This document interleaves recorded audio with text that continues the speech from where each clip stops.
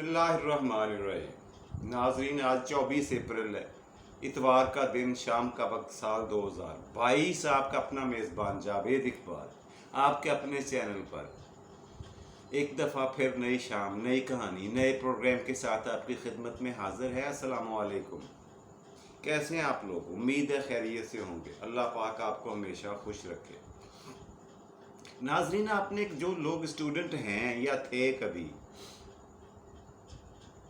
उन्होंने एक मुहावरा कई किताबों में, कई रसालों में, अखबारों में, नावलों में, अफसानों में पढ़ा होगा, और वो बड़ा मज़े का मुहावरा है। एक सुनार की, एक लोहार की, 100 सुनार की, या उल्टा पढ़ लें, 100 सुनार की, एक लोहार की। सुना है ना आपने? अच्छा, कितने लोग हैं हम में से जिनको पता है इसके मतलब का? बड़ी मोटी सी बात है। बड़ी मोटी सी बात यह है कि सुनार का काम इतना छोटा, छोटे लेवल पे और इतने छोटे मटेरियल के साथ होता है कि उसका हथौड़ा जो है या हथौड़ी जो है वो कितनी बड़ी होगी, और उससे वो ज़र्ब जो चोट लगाता है जेवर बनाते हुए, वो कितनी को लगाएगा। जाहिर अपनी ज़रूरत और वक्त के मुताबिक उसने तो टुक टुक की करनी है। लेकिन जिन लोगों ने लोहार को काम करते हुए देखा है, उसका जो वदान है, जो हैमर होता है उसके पास, हथौड़ा, उसका वजन पता है कितना होता है? 25 किलोग्राम। वो जहां पड़ता है ना तय बिठा देता है। मतलब ये है कि सुनार जो है वो अगर 100 दफ़ा भी चोट लगाए किसी चीज़ को, तो इतनी ज़रब, इतनी कदगन नहीं होती, इतना रिजल्ट नहीं निकलता जितना लोहार की एक चोट से निकल आता है। या दूसरे, ये तो है मुहावरे का लफ्ज़ी मतलब। आम मायनों में इसका मतलब लिया जाता है कि माड़े की 100 बात और तगड़े की एक ही चपेड़ काफ़ी है। अब समझ आ गई आपको इस मुहावरे की? अगर नहीं आई तो फिर कमेंट्स में लिख दे, मैं आपको दोबारा एक्सप्लेन कर दूंगा। अब मैंने बताना ये है कि ये मुहावरा बना कैसे, इसके पीछे स्टोरी क्या है, एटमोलॉजी क्या है, इसकी माँ कौन सा वाकया है जिसमें से इसने जन्म लिया था, वो आपको बताने जा रहा हूँ। बड़ा इंटरेस्टिंग वाकया है। दिलचस्पी से खाली नहीं है, गौर से सुनिएगा, और अगर पसंद आए तो कमेंट्स में लिख दिया करें अपने फीडबैक में, और अगर कोई प्रोग्राम अच्छा लगे तो उसे डिस्क्राइब कर लिया करें चैनल को, और शेयर कर दिया करें। ये भी आपके करने का काम है जी। तो आज की मुहावरे की जो कहानी है वो कुछ इस तरह से है कि पुराने ज़माने में कहा जाता है, एक बादशाह जो बड़ा छिछोरी तबीयत का मालिक था, कोई इतना ज़्यादा दानिशमंद नहीं था। हादसातन वो बादशाह की तख्तो ताज पर बैठ गया, काबज हो गया। अब लोगों को पता था कि ये, इसकी अगर खुशामद की जाए, इसकी अगर थोड़ी चापलूसी कर दी जाए, तो इससे कोई भी काम ले लो, कोई भी बड़े से बड़ा काम ले लो, बड़े से बड़ा इनाम ले लो। ये उसकी खामी बनती गई, ये उसकी आदत, एक बहुत बड़ा सेटबैक बन गया उसका, और लोगों ने जी भर के फ़ायदा उठाना शुरू कर दिया। इसी सिलसिले की एक कड़ी थी वो ये कि ये मुतल्लिका बादशाह सलामत मज़कूर जिनका हम जिक्र कर रहे हैं, ये अपने महल की बालकनी में बैठे हुए थे, बाहर बाज़ार की तरफ देख रहे थे, और वहाँ पे क्या देखते हैं कि एक आदमी ने असील मुर्ग पकड़ा हुआ है और उसे उछाल रहा है। बादशाह सलामत ने कहा, पूछा, क्या बात है मियाँ, बड़े खुश दिखाई दे रहे हो? वो कहने लगा, जनाब आली बादशाह सलामत, अर्जी ये है, गुजारिश इतनी सी है कि मेरी बचपन से, बल्कि ख़ानदानी हमारा ये पेशा है कि हम लोग मुर्गों की लड़ाई करवाते हैं, इनका दंगल करवाते हैं, और इनमें से जीती हुई रकम के साथ ही अपने घर का चूल्हा और अपना खर्चा चलाते हैं। हमारा ज़रिया आमदन ही मुर्गों की लड़ाई है। इन्हीं से होने वाली जो आमदनी है उसके साथ ही हम अपना गुजर बसर करते हैं, घरेलू अखराजात अफोर्ड करते हैं। بادشاہ سلامت نے کہا پھر؟ اس نے کہا جی پھر یہ کہ پچھلی 6-7 لڑائیوں میں، میدانوں میں میری قسمت نے میرا ساتھ نہ دیا، اور پھر میں نے یہ کیا، میرے دماغ میں ایک بڑے کام کا آئیڈیا آیا کہ 8ویں دفعہ جب میں نے اسے میدان میں اتارا مرغے کو، تو یہ وعدہ کیا کہ میں بادشاہ سلامت کی طرف سے اس کو میدان میں اتار رہا ہوں، اپنے معزز بادشاہ، اپنے محترم بادشاہ، اپنے بزرگوں برتر بادشاہ کی، اپنے پرشان و شوکت بادشاہ کی طرف سے یہ الفاظ بول کے میں نے اتار دیا اپنے مرغے کو میدان کشتی میں، اور یہ اس نے چاروں شانے چند ہی منٹوں میں اپنے مقابل مرغے کو پچھاڑ کر رکھ دیا، اور مقابلہ میں نے جیتا، بہت بڑا انعام پایا، اور میں نے اسی دن یہ تہیا کر لیا تھا کہ یہ مرغ میں خود جا کر آپ کی خدمت میں آپ کے حضور پیش کروں گا کہ آپ اس کو ذبح کر کے اس کو تناول فرما لیں، یہ میری خواہش ہے، یہ میری خوشی کی بات ہے، یہ میری عرضی ہے آپ کی خدمت میں۔ بادشاہ سلامت نے سوچا اتنا ہیوی اور پھر اصیل مرغ، دیسی مرغ، اور وہ بھی مفت میں۔ اس نے کہا اچھا اندر سے لے کے آؤ، مین گیٹ سے اندر لے کے آؤ مرغے کو۔ وہ بھاگا آ گیا اندر، بادشاہ سلامت کو مرغا پیش کیا۔ اب وزیر دیکھ رہے تھے اس واقعے کو، اور ان میں سے کچھ لوگ صاحب فہم و فراست بھی تھے، کچھ لوگ سمجھدار بھی تھے۔ بادشاہ سلامت کی حرکتوں سے تنگ تھے، لیکن کیا کرتے، مجبوری ہے ان کی فرما برداری کرنا۔ اگلی دفعہ کچھ ہی دنوں کے بعد وہی بندہ پھر سے باہر مین گیٹ سے اندر پیغام بھیجتا ہے، بادشاہ سلامت، آپ کا مرید خاص، آپ کا چاہنے والا، آپ کا نوکر، آپ کا چاکر، آپ سے محبت کرنے والا، آپ کی قوم کا، آپ کے ملک کا ایک چھوٹا سا ادنا سا بندہ آپ کی خدمت میں پیش ہونا چاہتا ہے۔ چوکیدار نے آ کر بتایا، بادشاہ سلامت نے حکم دیا کہ لائیں، وہ تو بندہ بڑے کام کا ہے۔ اب اس دفعہ اس نے اپنے ساتھ ایک دیسی بکرا پکڑا ہوا تھا، دیسی بکرے کے گلے میں رسی ڈال کر وہ اپنے ساتھ اسے دربار میں لے آیا، اور بولا یہ کہ بادشاہ سلامت، اس دفعہ میں نے آپ کے نام کی شرط لگائی تھی، مجھے پتا تھا کہ آپ کیونکہ یو آر لکی اینف، ڈھیر سارے خوش قسمت ہیں آپ کا خاندان بھی اعلیٰ، آپ بھی اعلیٰ، اور میں ادنا اور حقیر، میری قسمت ایسی کہاں تھی، میں نے آپ کے نام کی شرط لگائی اور یہ بکرا جیت کے لایا ہوں، اور میرا تو اس پہ حق نہیں بنتا نا، آپ اس کے صحیح حقدار ہیں۔ میری خوشی اور خواہش یہ ہے کہ یہ بکرا آپ ذبح کر کے کھا لیں اور موج مستی اڑائیں، یہ میں نے بھی تو شرط میں آپ ہی کے نام پر جیتا ہے۔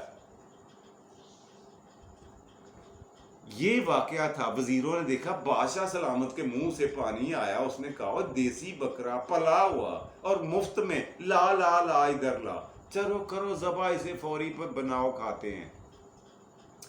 وزیروں نے پھر اس پہ دبے لفظوں بادشاہ سلامت کی خدمت میں اپنا عذر پیش کیا، اعتراض پیش کیا اس واقعے پہ کہ آپ غلط کر رہے ہیں، آپ اس کے بچھائے ہوئے جال میں پھنس رہے ہیں، وہ فراڈیا آدمی ہے، کاریگر ہے، چالاک ہے، وہ آپ کو پھانس رہا ہے، پھنسا رہا ہے۔ بادشاہ سلامت نے کہا چل بے وقوف پاگل، وہ مفت میں مجھے چیزیں لا کے دے رہا ہے اور مجھے پھنسا رہا ہے، کیا عجیب بات ہے، دفع ہو جاؤ یہاں سے، مجھے اس طرح کی عقل کی باتیں نہ بتایا کرو۔ اسی طرح سے جناب علی، اس نے 3-4 تحائف اور بادشاہ سلامت کی خدمت میں پیش کر دیے، اور بادشاہ سلامت نے بخوشی وہ قبول بھی کر لیے اور تسلیم کر لیا کہ یار آپ میرے نام کی کیونکہ شرط لگاتے ہو تو پھر ظاہر ہے جیت بھی میری اور ہار بھی میری، یہ مان لیا بادشاہ سلامت نے۔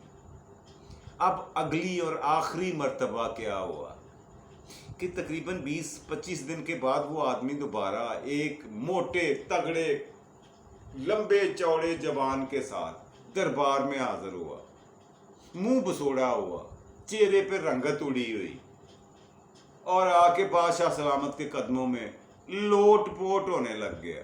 بادشاہ سلامت، میری جان کو خطرہ ہے، میری جان صرف آپ بچا سکتے ہیں، میں آپ کے پاس پہنچ گیا ہوں، میری جان بچا لیں خدا کا واسطہ۔ بادشاہ سلامت بڑے حیران ہوئے، انہوں نے کہا واقعہ کیا ہے، بات کیا ہے؟ اس نے کہا سرکار، میں نے آپ کے نام کی شرط لگائی تھی 50,000 اشرفیوں کی اس بندے کے ساتھ، اور وہ شرط میں ہار گیا ہوں۔ 50,000 اشرفیوں کا مطلب ہے آدھا خزانہ بادشاہ کا، اس وقت کے دور کے مطابق۔ اب بادشاہ سلامت نے کیونکہ وعدہ کیا ہوا تھا، ایفائے عہد کیا ہوا تھا، وعدہ خلافی کرنی نہیں تھی، کہ کیونکہ آپ میرے نام کی شرط لگاتے ہو، جیت کا مال بھی میرا اور ہار کا بھی میرا۔ تو بادشاہ سلامت نے چاروں نہ چار، بادل نہ خواستہ، نہ چاہتے ہوئے حکم دیا خزانچی کو کہ اس کو 50,000 اشرفی دے دو، اس لیے کہ اب انکار کرنا میرے بس میں نہیں ہے، بادشاہوں کو زیب نہیں دیتا، بادشاہوں کی شان و شوکت کے خلاف ہے اپنے وعدے سے مکر جانا۔ اور یہ ہمارے آباء و اجداد کی، ہمارے پرکھوں کی کئی نسلوں سے یہ رواج چلا آ رہا ہے کہ ہم اپنی زبان سے مکرا نہیں کرتے۔ اس کو 50,000 اشرفی فوری طور پر شاہی خزانے سے دو۔ اس کو 50,000 اشرفی مل گئی۔ اب وہ جانے لگا تو بادشاہ سلامت کے وزیروں نے کہا سرکار اگر حکم دیں تو ہم اس سے بھی کچھ گزارش کر لیں۔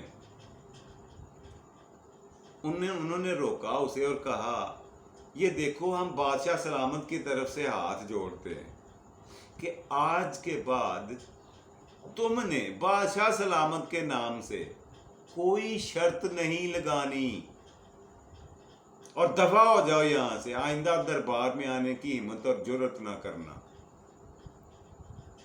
اور جاتے جاتے پھر پتہ ہے اس نے کیا کہا؟ اس نے کہا سرکار اب مجھے آنے کی ضرورت بھی نہیں رہی، کیونکہ 100 سنار کی آپ نے دیکھی تھی، آج ایک لوہار کی بھی دیکھ لی، میں قوم کا لوہار ہوں۔ بادشاہ سلامت سونے کے سوداگر ہیں، امیر آدمی ہیں، نسل در نسل امیر کبیر، اور ہیرے جواہرات اور سونا چاندی کے ڈھیر ہیں ان کے پاس، اور میرے پاس صرف ایک لوہے کا ایک وزنی ہتھوڑا۔ مجھے اب پوری زندگی بلکہ میری 7 پشتوں کو بھی یہاں آنے کی ضرورت نہیں رہی۔ پہلے 100 سنار کی ہوئی تھی، آج ایک لوہار کی ہوئی ہے۔ یہ تھا جی وہ پہلا دن جب یہ فکرہ، یہ محاورہ، یہ ضرب المثل مرز وجود میں آئی، پیدا ہوئی۔ یہ اس کی پیدائش کا جنم دن ہے جی، جس کا واقعہ میں نے آپ کی گوشت گزار کیا ہے، آپ کی خدمت میں پیش کیا ہے۔ تو کیسا رہا؟ آپ کو پسند آیا؟ آپ کے قیمتی فیڈ بیک کا یار انتظار رہتا ہے، آپ کچھ نہ کچھ کمنٹس میں لکھ دیا کریں جو لوگ دیکھتے ہیں۔ پروگرام اگر اچھا لگے تو شیئر بھی کر دیا کریں کسی سے، اس کا فائدہ ہی ہوئے گا۔ جی پروگرام کے دوسرے اور مزیدار سیگمنٹ کی طرف بڑھتے ہیں۔ دوسرا سیگمنٹ روز کی طرح بے معمول ہے، آج کا سوال۔ پچھلے پروگرام میں نے پوچھا ایک آپ سے عرض کی تھی کہ یہ فرمائیں کہ زینت القرآن کس سورہ مبارکہ کو کہا جاتا ہے؟ جی اس سورت مبارکہ کا نام ہے سورت الرحمن۔ اس سورت کو قرآن حکیم کی زینت القرآن کہا جاتا ہے، یعنی قرآن کی سجاوٹ بولا جاتا، خوبصورتی بولا جاتا۔ جی تو آج کے پروگرام کا تیسرا اور آخری سیگمنٹ، آج کا شعر۔ جی آج کا شعر آپ کی خدمت میں پیش کرتا ہوں۔ شعر اس طرح سے ہے، امید ہے آپ کو پسند آئے گا۔ بہت ہی نازک مزاج لوگ ہیں ہم، بہت ہی نازک مزاج لوگ ہیں ہم، اکثر باتوں سے بھی ٹوٹ جاتے ہیں۔ جی یہ تھا آج کا شعر، امید ہے آپ کو اچھا لگا ہوگا، پسند آیا ہوگا۔ اپنی پسندیدگی کا اظہار اپنے قیمتی فیڈ بیک میں یعنی کمنٹس میں کیا کریں، مجھے اس کا انتظار رہتا ہے۔ آپ اللہ سبحانہ تعالیٰ سے دعا ہے کہ اللہ سبحانہ آپ کو آسانیاں عطا فرمائے اور آسانیاں تقسیم کرنے کی توفیق دے، اور خوش رہیں، خوش رکھیں اپنا اور اپنے پیاروں کا ڈھیر سارا، بہت سارا خیال رکھا کرے، پاس کیا کرے، ان کے پاس بیٹھا کرے، انہوں میں لوگوں میں محبتیں بانٹا کریں، آسانیاں بانٹا کریں۔ اللہ سبحانہ و تعالیٰ آپ کو آسانیاں عطا فرما دے گا۔ لوگوں کے دلوں کے دکھ بانٹا کریں، درد بانٹا کریں، اور خوشیاں بکھیرا کریں لوگوں میں، کیونکہ یہ کام اللہ کے نزدیک بہت پسندیدہ ترین کاموں میں سے ہے کہ لوگوں میں خوشیاں تقسیم کرو اور دکھ درد سمیٹو لوگوں کے۔ انشاءاللہ بشرط زندگی کل صبح نئے پروگرام کے ساتھ آپ سے پھر ملاقات ہوگی۔ آج کا پروگرام یہیں پہ ختم کرتے ہیں۔ آپ اپنے میزبان جاوید اقبال کو دیجیے اجازت۔ فی امان اللہ، اور پاکستان زندہ